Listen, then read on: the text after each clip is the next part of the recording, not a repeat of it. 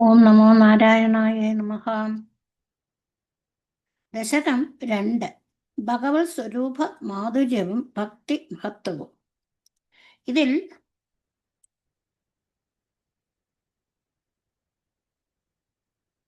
ഭഗവാന്റെ മാധുര്യമായ ആ സ്വരൂപത്തിനെയും ഭക്തി മഹത്വത്തിനെയുമാണ് ഭട്ടതിരി നമുക്ക് പറഞ്ഞു തരുന്നത്.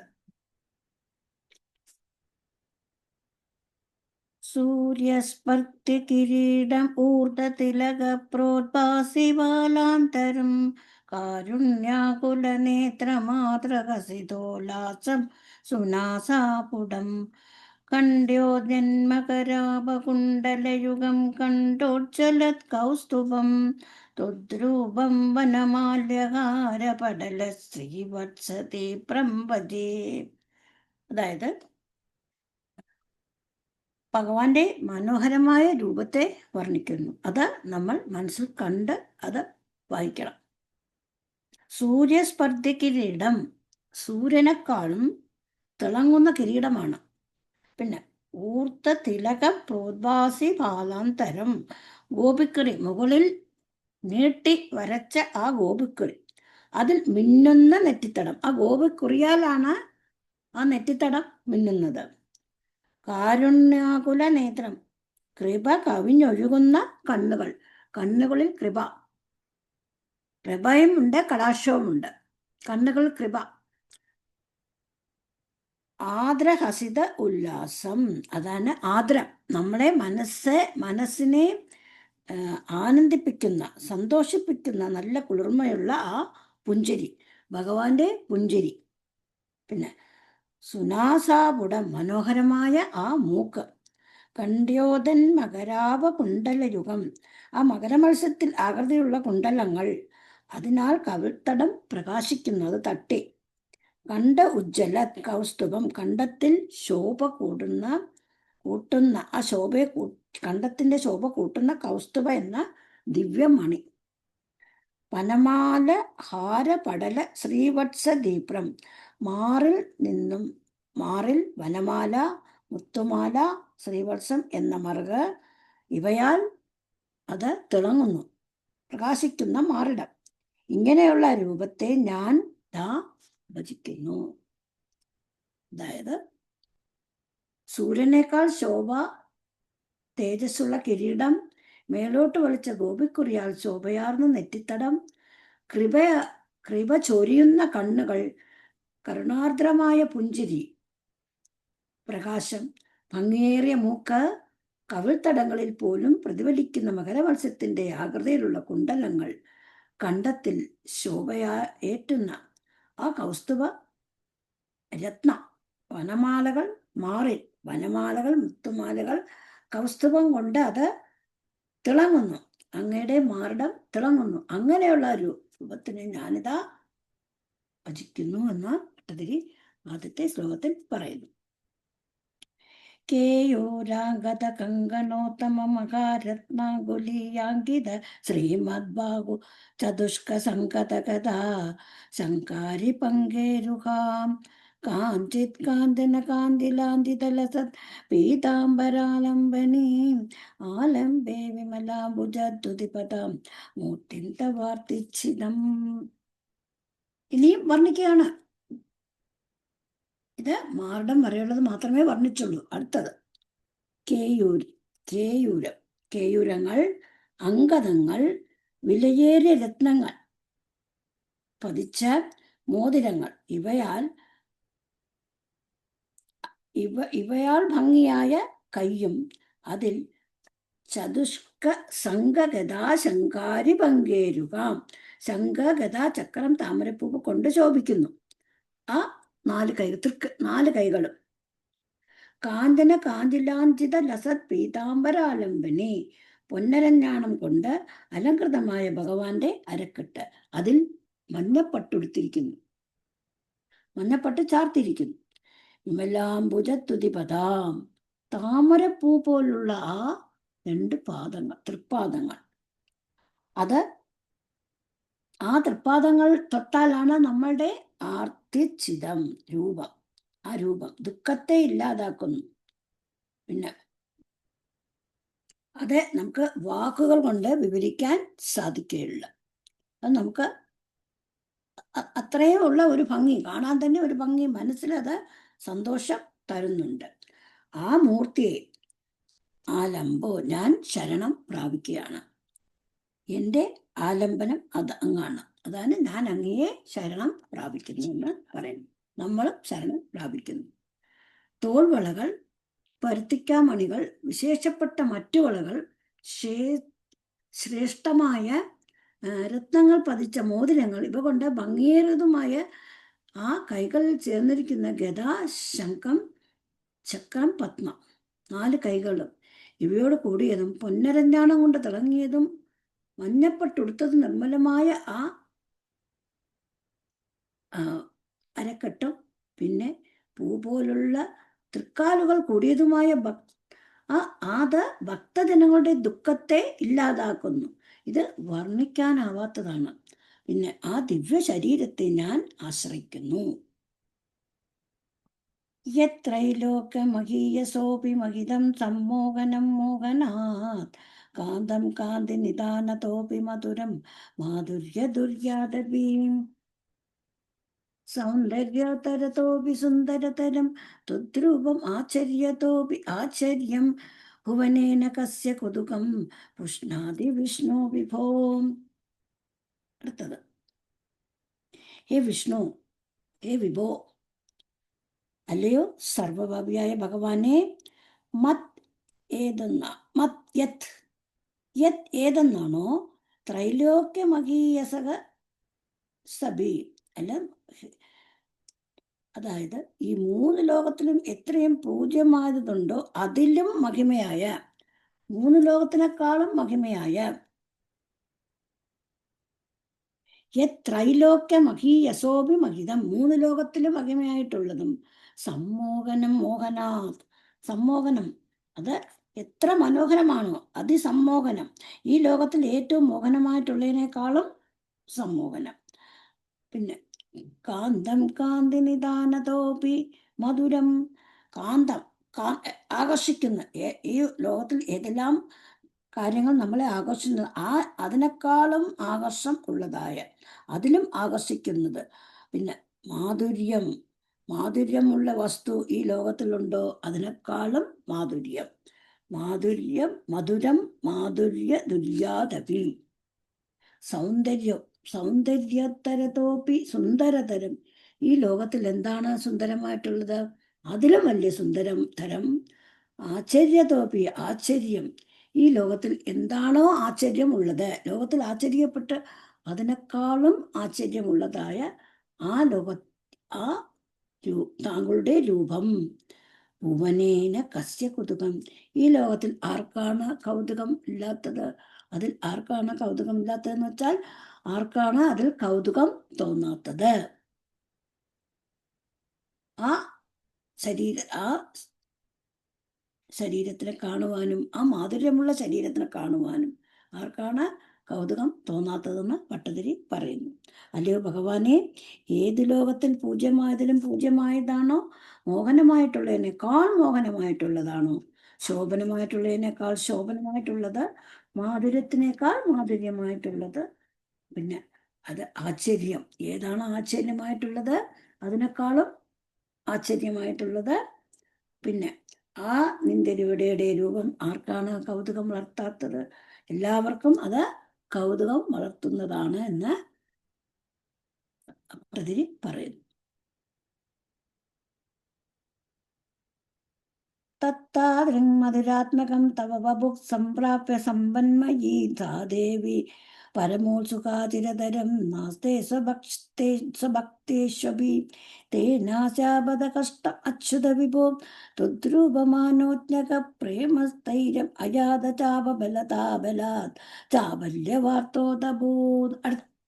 അടുത്തത്, നമ്മുടെ ലക്ഷ്മി ദേവിക്ക് എങ്ങനെയാണ് ആ സൗന്ദര്യം, പിന്നെ സൗന്ദര്യത്തെ ആകൃഷ്ടമായത് എങ്ങനെയാണെന്ന് പറയുന്നു. ഹേ വിഷ്ണു വിഭുവും സർവവ്യാപിയായ ഭഗവാനെ,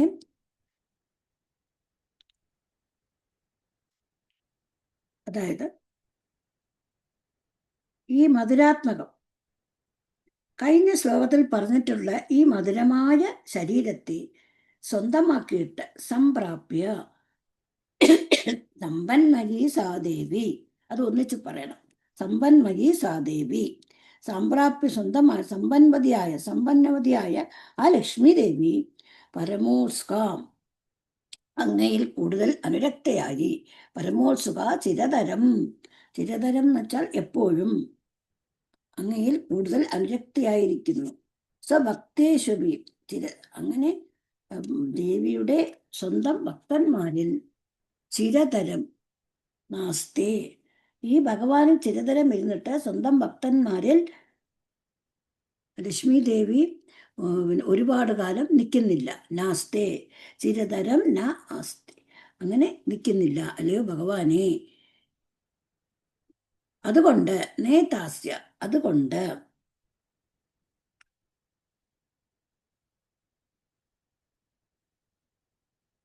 അതുകൊണ്ട് ദേവിക്ക് ഒരു ചെറിയ ഒരു അപവാദമുണ്ട്. അതുകൊണ്ട് ഇവർക്ക് ത്വദ്രൂപ മാനോജ്ഞ പ്രേമസ്ഥൈരമായ അങ്ങയുടെ രൂപലാവണ്യത്തിൽ ഉണ്ടായ പ്രേമസ്ഥിരതയാൽ, ദേവി പ്രേമസ്ഥിരതയാണ്. എവിടെയാണ് പ്രേമസ്ഥിരത?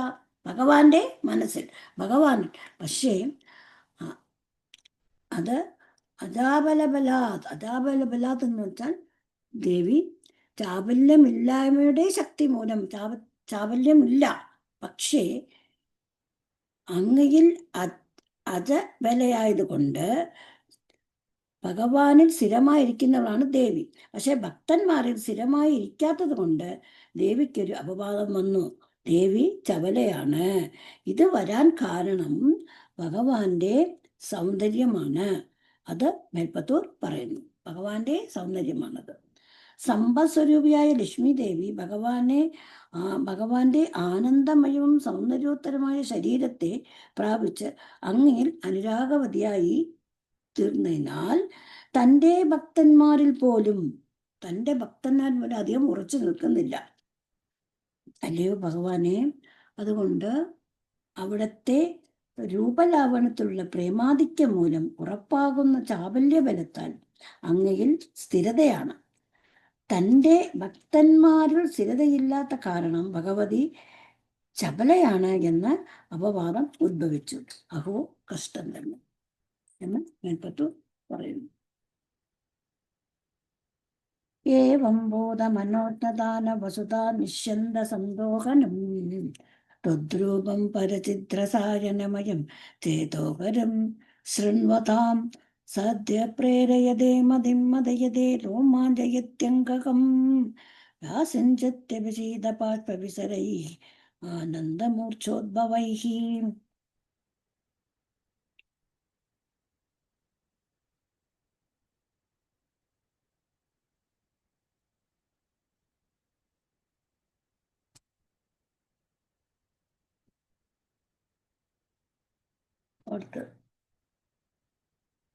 അഞ്ചാമത്തത് ലക്ഷ്മീ സ്ഥാവകരാമണീയക ഹൃദയദേവേയം, ലക്ഷ്മീ സ്ഥാവരാമണീയക ഹൃദൈവേയം പരേഷ്വസ്ഥിരേതി അസ്മിന്നന്യതപി പ്രമാണമധുന പശ്യാമി ലക്ഷ്മീപതേ തേ ത്വധ്യാനഗുണാനുകീർത്തനരസാസക്താ ഹി ഭക്താ ജനാഃ തേഷ്വേഷാ വസതി സ്ഥിരൈവ ദൈത പ്രസ്താവദത്താദരാം. അതായത്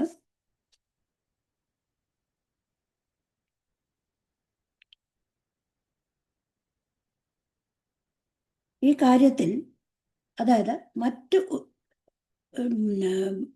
ഭട്ടതിരി പറയണു, അങ്ങയുടെ സൗന്ദര്യം കണ്ട് ഭ്രമിച്ചു തന്നെയാണ് ഭക്തന്മാരിൽ ഉറച്ചു നിൽക്കാത്തത്. ഈ കാര്യത്തിൽ അന്യപ്രമാണം മറ്റു ഉദാഹരണം കൂടി അതുനാവശ്യാമി, ഞാനിപ്പോൾ പറയാം. ഏതൊരാളുകളാണോ ത്വധ്യാന ഗുണാനുകീർത്തന ആസക്ത, അങ്ങയുടെ കീർത്തനങ്ങൾ ഗുണങ്ങൾ പാടിപ്പുകഴ്ത്തുകയും ചെയ്യുന്ന രസത്തിൽ ആസക്തരായിരിക്കുന്നതോ ആ ഭക്തന്മാരിൽ, ആ ജനങ്ങളിൽ ഈ ലക്ഷ്മി ദേവി ഉറച്ചു നിൽക്കുന്നു. അത് ഭക്തിയുള്ളവർക്ക് അപ്പോൾ ഈ ഭക്തിയുള്ളവർക്കും ഐശ്വര്യവും കൂടെ വരും. ഭഗവാന്റെ ഭക്തിയുള്ളവർക്ക് ലക്ഷ്മി ദേവിയും കൂടെ വരും. തേഷു യേശ, അതായത് തേഷു യേശ, ഈ ലക്ഷ്മി ദേവി എന്ത് പറയാണ്? സ്ഥിരൈവ ദയിത, സ്ഥിരമായിട്ട് തന്നെ തൻ്റെ ഭർത്താവിനെ പുകഴ്ത്തുമ്പോൾ ഭാര്യമാർക്കുണ്ടാവുന്ന സന്തോഷം, അതേപോലെ ദേവിക്ക് കാരുണ്യമുണ്ട് അവരിൽ. ദേവി സ്ഥിരമായിട്ട് അവരിൽ വസിക്കുന്നു.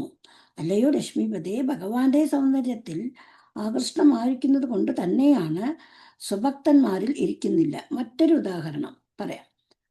ആരൊക്കെയാണോ അങ്ങയുടെ ഗുണങ്ങളെ പാടിപ്പുകറ്റി ഗുണങ്ങളെ കീർത്തിക്കുകയോ അവർ ദേവി അവരെപ്പറ്റി പറയുകയോ ചെയ്യുമ്പോൾ, ഭഗവാനെ പറ്റി പറയുമ്പോൾ അവരിൽ ദേവി സ്ഥിരമായി കഴിയുന്നു. ദേവിയെ മാത്രം ഭജിക്കുമ്പോൾ ഇടയ്ക്കൊന്ന് ഭഗവാനിൽ പോകും, അപ്പോൾ അസ്ഥിരയാവും. അപ്പോൾ ഭഗവാനെ പറ്റി നമ്മൾ ഭക്തിയായിട്ടിരിക്കുമ്പോൾ നമ്മുടെ കൂടെ തന്നെ ഭഗവാൻ ദേവി കൂടെ ഉണ്ടാവും. ഭക്തിയുള്ളവർക്ക് ഐശ്വര്യം താനേ വരും. ഭഗവാനെ ഭജിച്ചാൽ മതി, ദേവിയും പ്രസാദിക്കും. ഇവരിൽ ലക്ഷ്മി സ്ഥിരമായി നിൽക്കും. അപ്പോൾ സംതൃപ്തിയാണ് ഏറ്റവും വലിയ സമൃദ്ധി. അങ്ങനെ പട്ടതിരി പറയുന്നു. അടുത്തത്, ഏവം ഭൂത മനോജ്ഞത നവസുധാ നിശന്ത സന്തോകനം ത്വദ്രൂപം പരചിത്രസാജനമയം ചേതോകരം ശൃണ്വതാം സാധ്യ പ്രേരയതേ മതിം മതയതേ രോമാഞ്ചയത്യംഗകം വ്യാസിഞ്ചത്യഭിഷീതപാഷ്പവിസരൈ ആനന്ദമൂർച്ചോദ്ഭവൈഃ. ഏവം ഭൂതമനോജ്ഞത, ഇങ്ങനെ ഇരിക്കുന്ന മനോഹരമായ നവസുധാ നിശ്യന്ത, പുതിയ അമൃതിന്റെ ഉറവിടം പോലെ, സന്തോഹനം, ഉറവിടം പോലെ,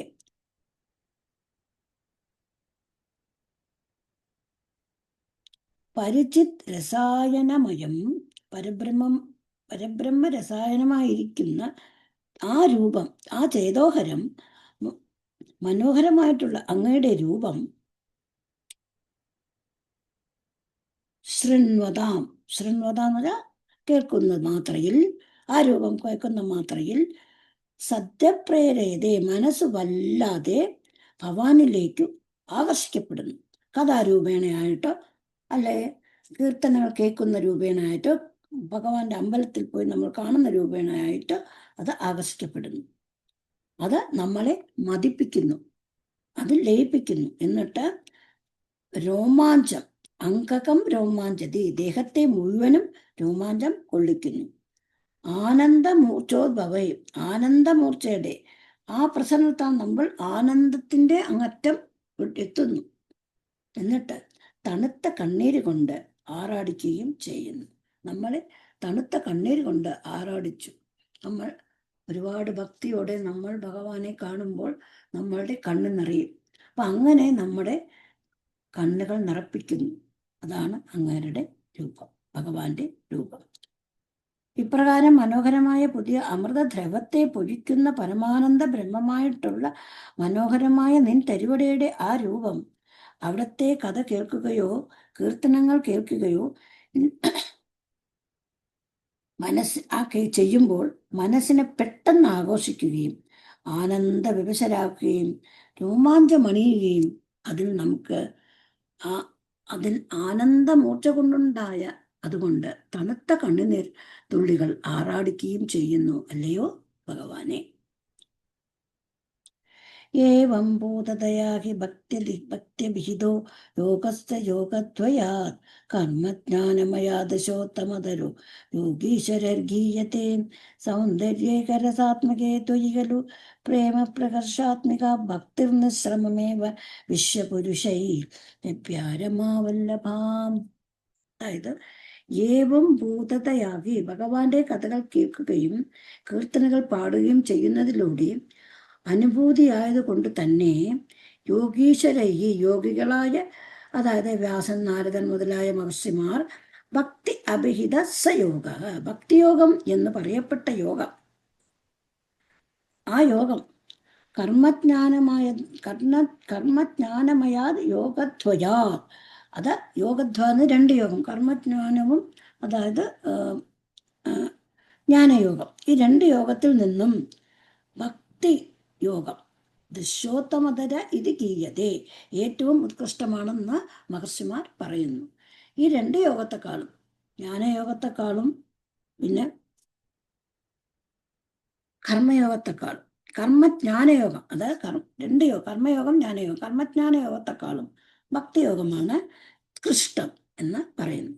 ഹേ രമാവല്ലഭ ഭഗവാനെ, സൗന്ദര്യകരസാത്മകേ ത്വരികലു, സൗന്ദര്യത്തിന് ഏകമൊരു, അതായത് സൗന്ദര്യകരസാത്മകേ ത്വരികലു, സൗന്ദര്യത്തിന് ഒരേ ഒരു പേരുണ്ടെങ്കിൽ അത് ഭഗവാനാണ്.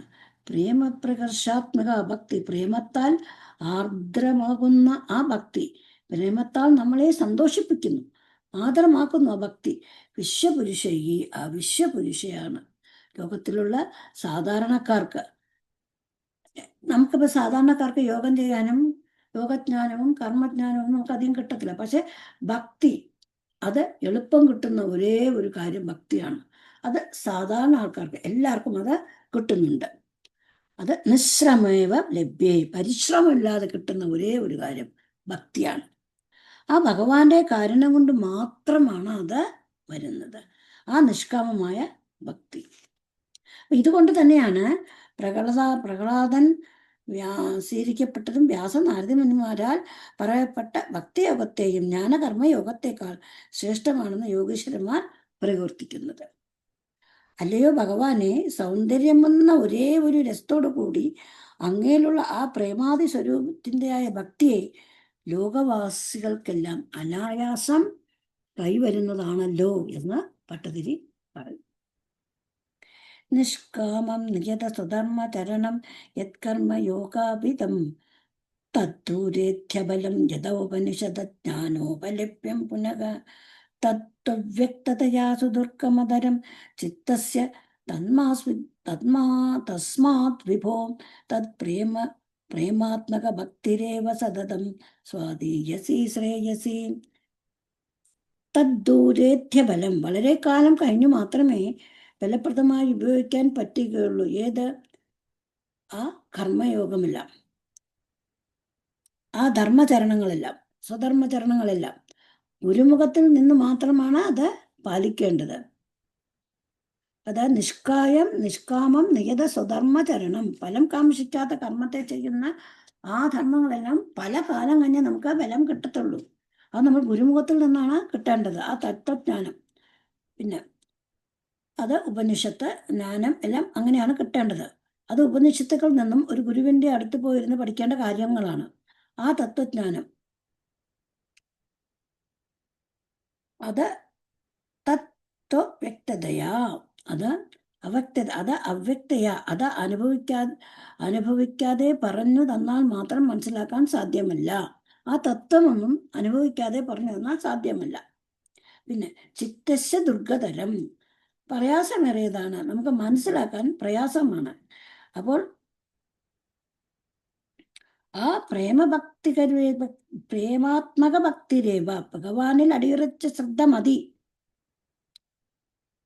അത് തുടങ്ങുന്നത് തന്നെ സുന്ദരമാണ്. സ്വാധീയസി സത്യം, തുടങ്ങുന്നത് തന്നെ സുന്ദരമാണ്, അത് ശ്രേഷ്ഠവുമാണ്, ആനന്ദകരവുമാണ് ഭക്തി.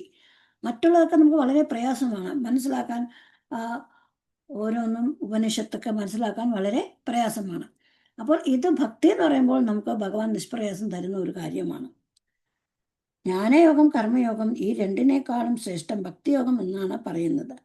ബലം കാംക്ഷിക്കാതെ ചെയ്യുന്നതാണ് കർമ്മയോഗം. വളരെ കാലം കഴിഞ്ഞേ ബലം കിട്ടുകയുള്ളൂ.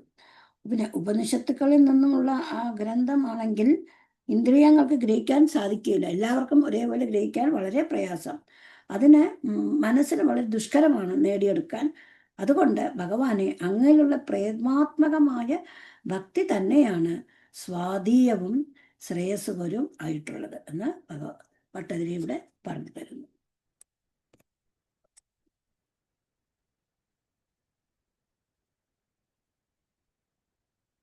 യാസകരാണി കർമ്മപടലാനാചര്യന്മല ബോധേ ഭക്തിപദേ തവ ഉചിതതാം ആയാന്തി किं तावता क्लिष्टा तर्कपदे परं तव बभु ब्रह्माख्यमन्ये पुनः ചിത്രാദ്രത്വമൃതേ വിചിന്യ ബഹുഭി ചിന്യന്തി ജന്മാന്തരൈഃ. അതായത് ആയാസകരാണി കർമ്മപടലാനി, വളരെ ബുദ്ധിമുട്ടുള്ള കർമ്മങ്ങൾ നടത്തിയിട്ട് മനോശുദ്ധി കൈവരുന്നു അവർക്ക് മാത്രമേ കർമ്മപടലങ്ങൾ ആചരിച്ച് മാത്രമേ അത് മനസ്സിലാക്കാൻ പറ്റത്തുള്ളൂ. അതിനെ നിർമ്മലാബോധേ, മനസ്സിനെ നിർമ്മലമായി കണ്ട് ജ്ഞാനം അത് നിർമ്മലമാവണം, എന്നാലേ അത് ശരിയാകത്തുള്ളൂ. പിന്നെ അങ്ങനെ ശരിയാക്കും മനസ്സിന്.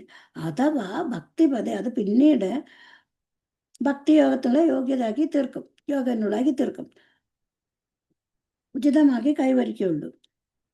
പിന്നെ അത് വെറുതെ നമ്മൾ സമയം കളയുകയാണ്ടേ എന്ന് പറയാണ്. താവതാം കി, ചിലരാണെങ്കിൽ തർക്കപദേ ക്ലിഷ്ട, തർക്കം കൊണ്ട് ഭഗവാൻ ഉണ്ടോ ഇല്ലയോ, പിന്നെ ഈ യുക്തിചിന്ത ചെയ്യുന്നവർക്ക് യുക്തിവാദം പരീക്ഷണം നടത്തി തീരുമാനിക്കുന്നു. ചിത്തത്തെ ആർദ്രമാക്കുന്ന അനുഭവം കിട്ടാതിരിക്കുന്നത് കൊണ്ട് അപ്പൊ ആ ചിത്തത്തെ അത് സന്തോഷം കിട്ടുന്നില്ല. അത് ബ്രഹ്മം എന്ന മറ്റൊരു പേരുള്ള നിർഗുണ രൂപത്തെ ചിത്തന്തി, അങ്ങനെയുള്ള രൂപത്തെ നിന്നും വിചാരിച്ച് അങ്ങനെയാണോ ചിന്തിച്ച് അത് സിദ്ധന്തി ജന്മാന്തര, രൂപത്തെ ധ്യാനിച്ച് അനേകം ജന്മം കൊണ്ട് മാത്രമേ മോക്ഷത്തെ പ്രാപിക്കാൻ നമുക്ക് സാധിക്കുകയുള്ളൂ.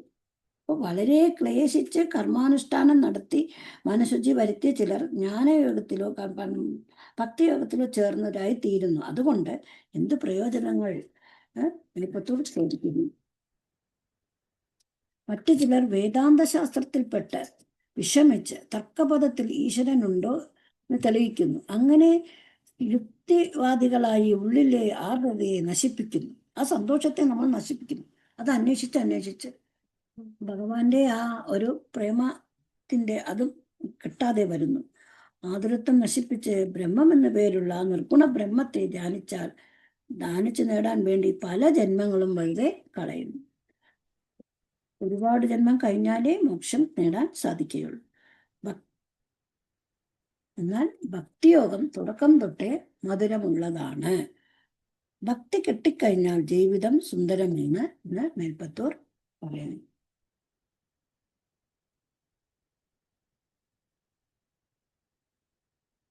തദ്ഭക്തിസ്തുകദാരസാമൃതചരീ നിർഭഞ്ജനേന സ്വയം സിദ്ധ്യന്തി വിമല പ്രബോധ പദവിം ക്ലേശതസ്തുന്നതിം സദ്യസിദ്ധികരീ ജയത്വൈ വിഭോ സൈവാസ്തു മേ ത്വത്പദ പ്രേമ പ്രൗഢി രസാദ്രതാദ്രുതതരം വാദാലയാദീശ്വരാം.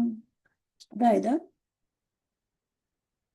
ത്വദ്ഭക്തി, അങ്ങനെയുള്ള ഭക്തിയാകട്ടെ, കഥാരസാമൃതചരീ നിർമ്മഞ്ജന, അങ്ങയുടെ കേൾക്കുന്നതിലും അങ്ങയെപ്പറ്റി പറയുന്നതിലും രസമാകുന്ന അമൃതപ്രവാഹത്തിൽ ഒഴുകിപ്പോകുന്നതിനാൽ സ്വയം സിദ്ധ്യന്തി, താനേ വന്നു ചേരുന്നതും ഭക്തി ജ്ഞാനം ഭക്തിയിലൂടെ വന്ന് നമുക്ക് ചേരുന്നു.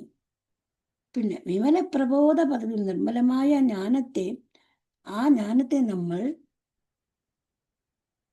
പ്രബോധ പദവിയും അക്ലേശതസ്തുന്നതി, അതായത് അത് ഒട്ടും ക്ലേശമില്ലാതെ തന്നെ ജ്ഞാനമാർഗം തുറക്കുന്നു.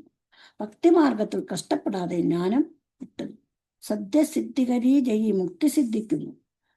അല്ലയോ വാതാലയാധീശ്വര ഗുരുവായൂരപ്പ, അങ്ങയുടെ പ്രേമത്തിൽ മുഴുകാനുള്ള ആ ഒരു പ്രേമ പ്രൗഢി രസാദ്രവത്തിൽ ഭഗവാനുള്ളത് വേണ്ടി ആ കാരുണ്യം എനിക്ക് തരണമേ എന്ന് ഭക്തരിൽ പ്രാർത്ഥിക്കുന്നു. എനിക്കത് ഉണ്ടാക്കി തരണമേ, അനുഗ്രഹം തരണമേ എന്ന് പ്രാർത്ഥിക്കുന്നു. ഭക്തിയാകട്ടെ ഭഗവത് കഥകളാകുന്ന അമൃതപ്രവാഹത്തിൽ മുഴുകിപ്പോകുന്നതിനാൽ താനേ വന്നു ചേരുന്നതും വിശുദ്ധമായ ജ്ഞാനമാർഗത്തെ ഒരു ക്ലേശവും കൂടാതെ ഭക്തിമാർഗത്തിലൂടെ നമുക്ക് കിട്ടുന്നു. അത് ക്ഷണത്തിൽ മോക്ഷം തരുവാൻ പര്യാപ്തമായിട്ട് ഭക്തിയോഗം ജയിച്ചു നിൽക്കുന്നു. അല്ലയോ ഗുരുവായൂരപ്പ, അങ്ങയുടെ തൃപ്പാദത്തിൽ പ്രേമാതിരസം കൊണ്ട് മനസ്സിൽ വരാനുള്ള ആ ഭാഗ്യം എനിക്ക് എത്രയും വേഗം ഉണ്ടാവാൻ ഭഗവാന്റെ കാരുണ്യം ഉണ്ടാകണേ, അനുഗ്രഹം എനിക്ക് തരണേ എന്ന് ഭട്ടതിരി പ്രാർത്ഥിച്ചു. ഇങ്ങനെ പ്രാർത്ഥിച്ച് രണ്ടാമത്തെ ദശകം സമർപ്പിക്കുന്നു. സർവത്ര ഗോവിന്ദനാമ സങ്കീർത്തനം, ഗോവിന്ദ ഗോവിന്ദ.